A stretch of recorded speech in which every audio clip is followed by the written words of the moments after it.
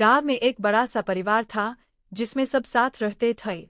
इस परिवार की दो प्रमुख महिलाएं थीं, मंजू जेठानी और कविता देवरान।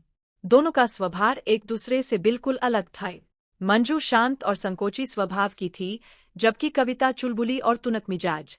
दोनों के बीच हमेशा से एक हल्का फिल्का मुकाबला चलता रहता था, खासकर जब बात खाना बनाने की आती थी। मंजू की सादगी उसके खाने में झलकती थी। वह जो भी पकाती, उसमें मसाले कम होते थे और स्वाद हल्का। घर के बड़े लोग इसे पसंद करते थे क्योंकि वह उनकी सेहत का ध्यान रखती थी।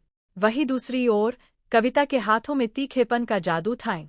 वह हर डिश को इस तरह से पकाती कि मसालेदार और चटपटा बन जाता, जिसे घर के युवा खासतौर से पसंद करते थे। परिवार में चर्चा।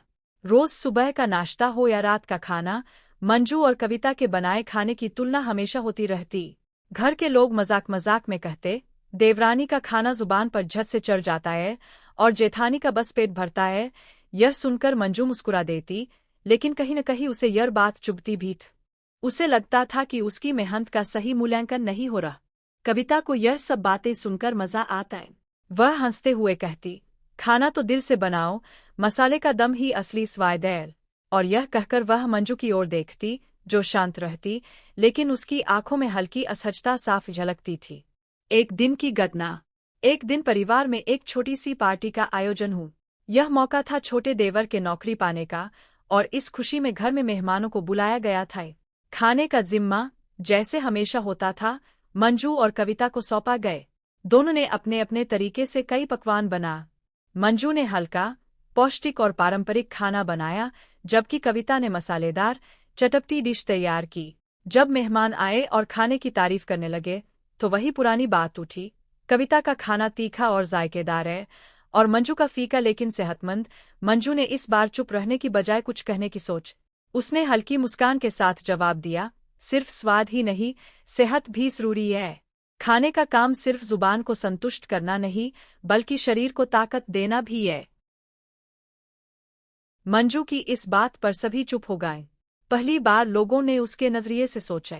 परिवार के बड़े बुजुर्ग, जो हमेशा उसकी तारीफ करते थे, ने मंजू की तरफ गर्व भरी नजरों से देखा। वहीं कविता को भी एहसास हुआ कि तीखा खाना सभी को भले ही पसंद आए, लेकिन जेठानी की सादगी और सेहतमंद खाना भी उतना ही महत्वपूर्ण है। कविता ने मुस्कुराते हुए कहा, दीदी, आज समझ आया कि आपका खाना सिर्फ स्वाद में नहीं, बल्कि प्यार और देखभाल में भी लाजवाब है। यह सुनकर मंजू ने भी हंसते हुए कहा, और तुम्हारा तीखा खाना भी हमें कभी कभी चाहिए ही होता है। सीख और समन्वय। इस घटना के बाद घर में खाने को लेकर होने वाली नोकझोंक बदल गईं। अब दोनों महिलाएं एक दूसरे के खाने की तारीफ करने लगीं। कभी कभी कविता मंजू से सादा खाना बनाना सीखती, तो कभी मंजू कविता से मसालेदार डिश तैयार करने की कला। दोनों ने एक दूसरे के साथ मिलकर काम करना शुरू किया, और घर का माहौल और भी मधुर हो गए।